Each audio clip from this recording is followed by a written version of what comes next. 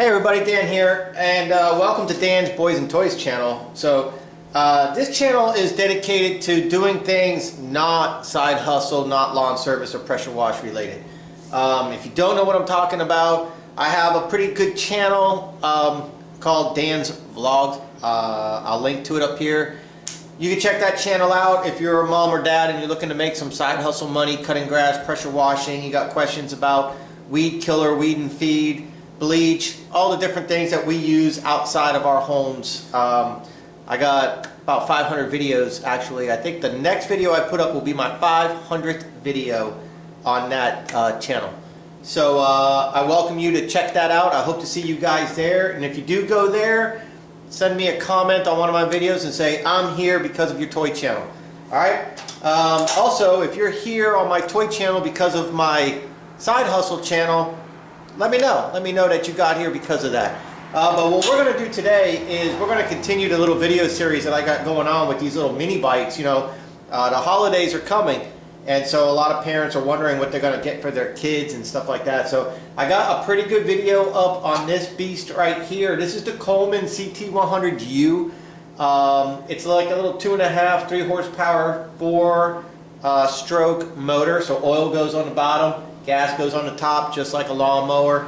Pull the cord and go. I just did a review video of this, so I'll link to the review video up here. Check that out, please. I got a good review on this, the pros, the cons, and also if you notice, maybe you can see in the background, I got another new one back there by Monster Moto, an MM-80, MM-B80. So you can check that out. But some of the things that are going to happen as you have these little mini bikes is, well, for one, they're going to get kind of dirty, as you can see, but you're going to have to maintain these bikes. And part of the way to maintain these bikes, especially when they're new, is the chain is going to stretch. Okay, and when that chain stretches, you're going to get a lot of slapping up here. So I'm lifting on the chain, and you hear that slapping. So you're going to hear that when you're riding. You're like, what is that? Especially when you're on, off the throttle. You're going to be like, what in the world is all that noise? So what that is the chain's just a little bit loose right there, okay? Not too bad, just a little bit. If I'm not in the camera frame, I apologize, but the important part is here. So what we're going to do, probably at number 10, I'm thinking that's going to be 10 millimeter, and it is. We're going to go ahead and take off some of these chain guards and get things out of the way. I just want to show you guys real quick what's up with these things, what makes them move. You know, a lot of parents don't know, they don't have the understanding. You know, like when you go to a go-kart track and you sit in the seat, put your seatbelt on, and then they say go, you can go. And you push the accelerator and you just go. You just start going. You don't understand why you go, you just go. You're not really sure. Well, I'm going to show you. It's called a centrifugal clutch. All right. They also have like torque converters and stuff like that. But on these lesser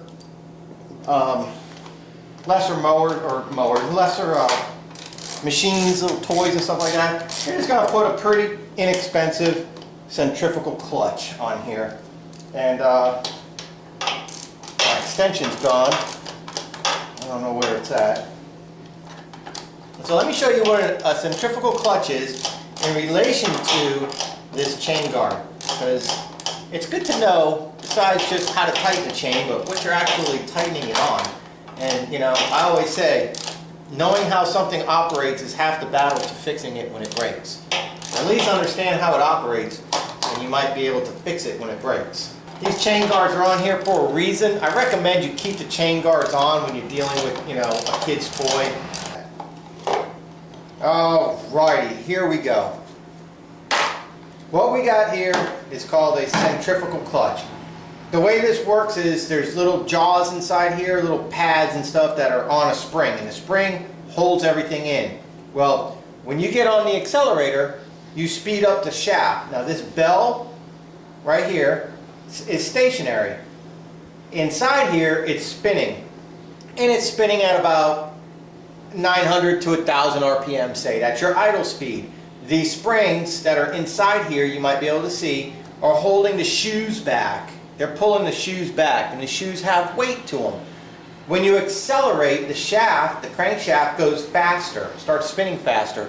Centrifugal force, hence the name centrifugal clutch, is going to make the weight of the clutch shoes go outward, okay? Like if you start spinning something, if you let it go, it doesn't fall in. If you let it go, it falls out. It goes farther away. So if you're spinning something on a string, if you're spinning slow, it's going to be hitting you.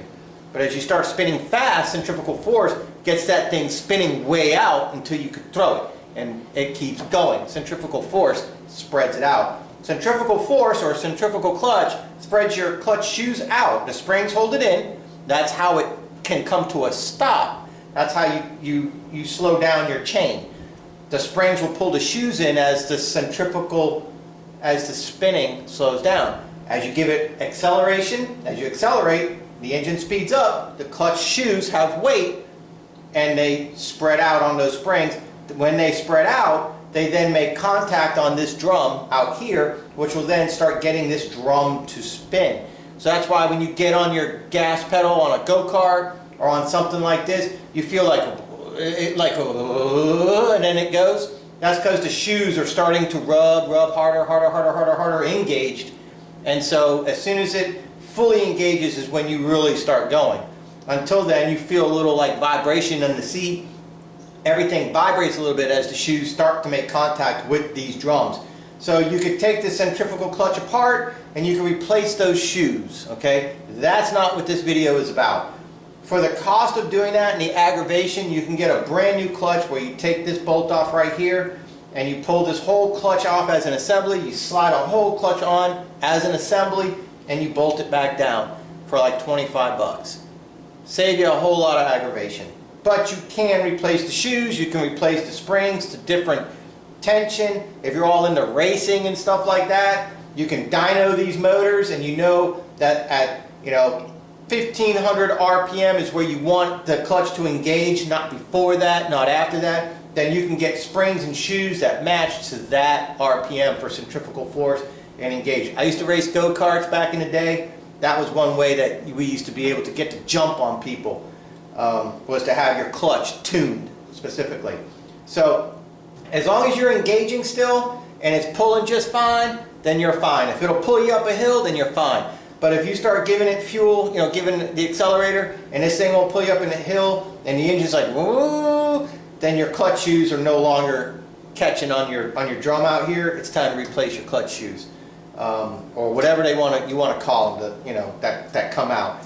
Just replace the whole thing. But that's how a centrifugal clutch works. All right. Sorry if you know that already, but if you didn't know that, then that's why you're here, because I go a little bit above and beyond. But what we're going to talk about today is sharpening blades, is tightening the chain. I want to show you two things about tightening the chain on this machine, and they're all going to be relatively the same. All right, that back there, that black bike back there, is going to work the same way that this one works, but there may be some slight differences in like the actual hardware and the way it's mounted, but the principle of what I'm going to show you is going to be accurate for just about all of these, regardless of the make. So with this, after you watch this video, you should be able to confidently tell your kid, I know exactly how to tighten that chain, son or daughter. Let's get the tools and let's get started. So I took the chain cover off only to help show you guys what we're dealing with, but you don't need to take the chain cover off. There's two ways to tighten your chain. One is the very easy method, which is this roller right here. All right, I'm going to show you a trick, but the way this works is the further back the roller goes, the more it tightens the chain. You see how it's tightening the chain? But if you're here, it doesn't. If you bring this roller here, it's going to loosen the chain. If you bring that roller back, it tightens the chain. We're already all the way back. So the next step is, if you have to tighten your chain, which we do a little bit, we don't need too much, but we do a little bit, then you have 4 bolts right here. One on the other side, 2, and 1 on the other side. So that's 3 and 4. Underneath, probably 10 millimeter. Yep, 10 millimeter. What you'll do is you'll loosen these 4 bolts, and the whole motor, the whole engine is going to slide forward and backwards. All right? So you'll loosen them 4, and then you slide it forward, and then you tighten it down. Now you're going to have pressure from the chain on here, trying to pull your motor back and trying to turn it crooked. So you need to pay attention. You need to make sure that you're straight. And I can tell you right now, we are not straight. Look at how much space is right here, and look at how little space is up here. So we're actually a little bit crooked right now, which is causing the clutch, the sprocket on the clutch here, to wear a little off, and it causes the chain to wear a little off, and it puts a little pressure on the chain, taking horsepower away. So that kind of, you know, you got drag. You got a little bit of drag on the chain and the clutch assembly right there because you don't have the engine perfectly straight. And I probably did that in a hasty tightening, you know, just to get the kid quiet because the chain fell off last time. My fault, but we're going to fix that. And so the first thing that I'm going to do, number one, is I'm going to loosen this point back up, and I'm going to move this all the way here. All right? That's going to put a lot of slack in my chain. So let's do that right now. You're going to need a socket and a wrench. Looks like it's a 12 on this side, and it's a 12 on that side. So we'll just stay on this side. So we'll loosen this up. I should get some gloves, but that's all right. Now, watch the chain. Now look how much slack we have. That's a whole lot of slack in that chain. Now we're going to just snug it up.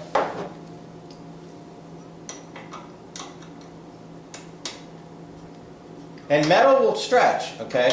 When you have a brand new bicycle or a brand new mini bike like this or something like that, your throttle cables, your brake cables, your chain, all that stuff is going to stretch on you. Now look how loose that is, and we tightened it up. Now if I slide this back, it'll tighten the chain. But we don't want to slide it back. Because we're going to make a major adjustment up here, and we're going to slide the motor forward, we're going to slide this forward, and the trick is, once you have this tight, and you have your chain tight, in a month or 2 or 3, if the chain gets loose again, you don't have to mess with this. You got all this now to play with. Conversely, if we didn't move this from here to here, and we made our adjustment here, then when the chain gets loose again in a few months, guess what? We have to make our adjustment here. Whereas we could have just done it right here real quick on the fly, and it had been super simple, super quick, super easy. So that's your tip of the day. Slide this forward first, and then move your motor. So we'll go ahead, using the 10mm, we'll loosen up these 4 bolts. Like I said, sometimes you'll have to hold them, sometimes you don't. Let me make sure I got this on loose. Yeah, that's loose.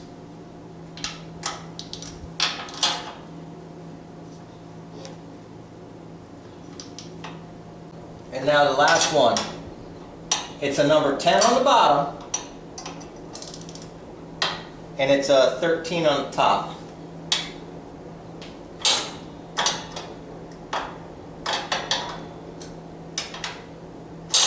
And that's it. Now we can slide the motor around pretty easily. Yeah, that's loose enough. Loose enough. You just want to make sure it's loose enough. So see how we can slide the motor around? So that's all the way back.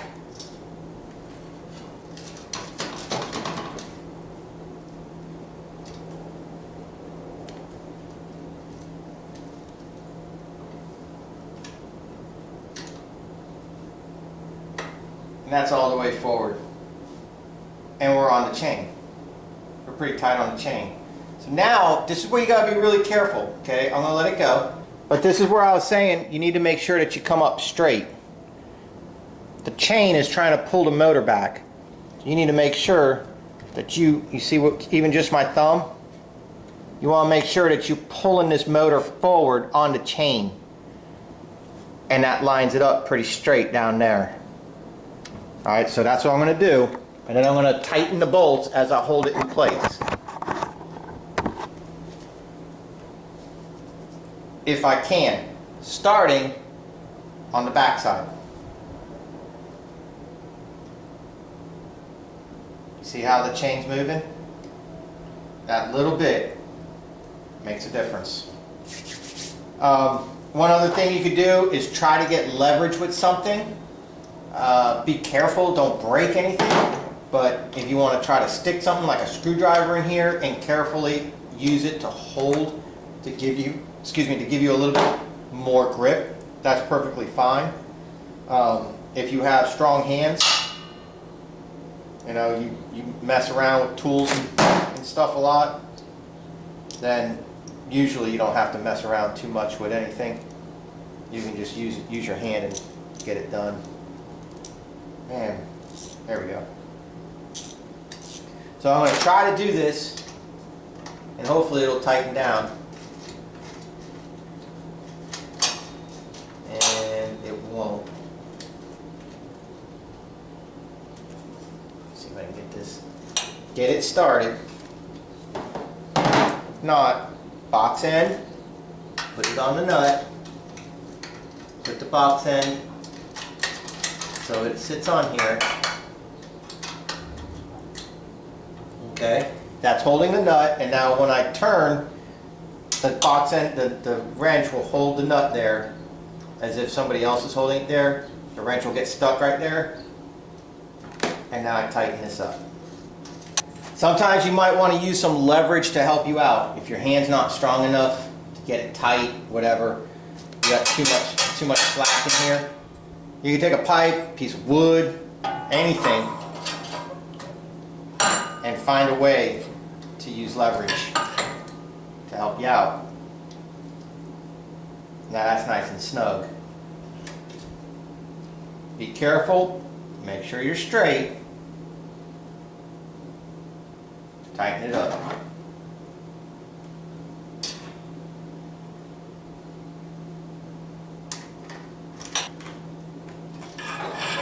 That's it. That's good. Now when I tighten this, that'll tighten it up a little bit more even.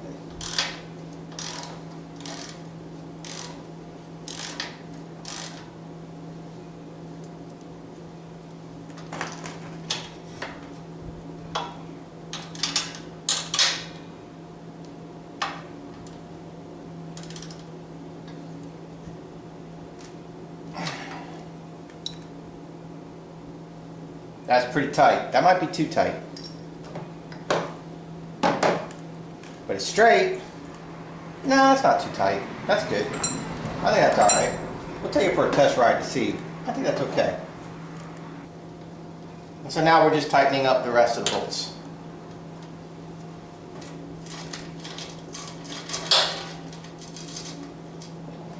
Now, I think that's good. I don't think that's too tight. No, that's fine. If it was too tight, it would bind up real bad right now, and it's not binding up at all.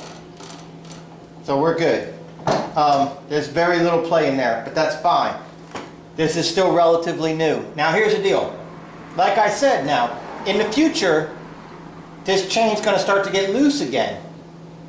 Sprockets wear, chain stretches, this sprocket's going to wear, everything's going to wear, and the chain's going to get a little bit loose. Now, all you got to do is go right here, loosen this, push it back a little bit, hold it with your fingers, tighten it back up, and now you can probably go a year and not have to mess with the engine again. Alright? That's my trick, that's my little tip of the day on how to get that done. I'm going to go ahead now and change the oil out. To do that, it's really simple. You've got a drain plug up here, but not a lot of room to work. You got a drain plug back here and a lot more room to work. All you need to do is take some tin foil, wrap some tin foil underneath it, come out over the red, form it to a little shape, have your little catch pan down there, get your wife's Tupperware, she won't miss it, you know she ain't cooking anyways.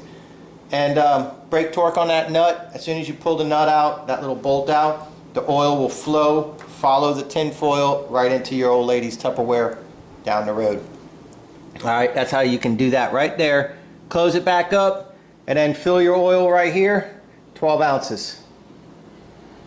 10W30, this is an overhead valve engine. Overhead valve engines used to 10W something. All right, 5W something, 10W something, 20W something. All right, these motors nowadays don't use like straight 30, straight 40 like we used to. Overhead valve engines, 10W30. So that way it's the 10, it's thin to lubricate when it's cool, and then the 30, as it gets hot, it keeps its viscosity. Okay? So there you go. Oil right there. Drain it, put the plug back in, fill it. My tip for oil change, warm the engine up. It doesn't have to be hot, but warm the engine up. Get the crank, get that crank spinning. On the bottom of the rod is this little spoon splashing in the oil. Get that thing splashing. Get all the metal fragments and stuff circulated around. Get the oil nice and thin. Get it warm. Doesn't have to be hot, but get it warm. Let it idle for like 3 or 4 minutes, and then kill it and drain it. And that nice warm thin oil with all the metal shavings is going to come flowing right out for you. Seal it up. 12 ounces of oil, down the road. All right, guys, I hope this helps you out, keeps you guys having fun, getting out there with your kids and having a good time. I will talk to you later.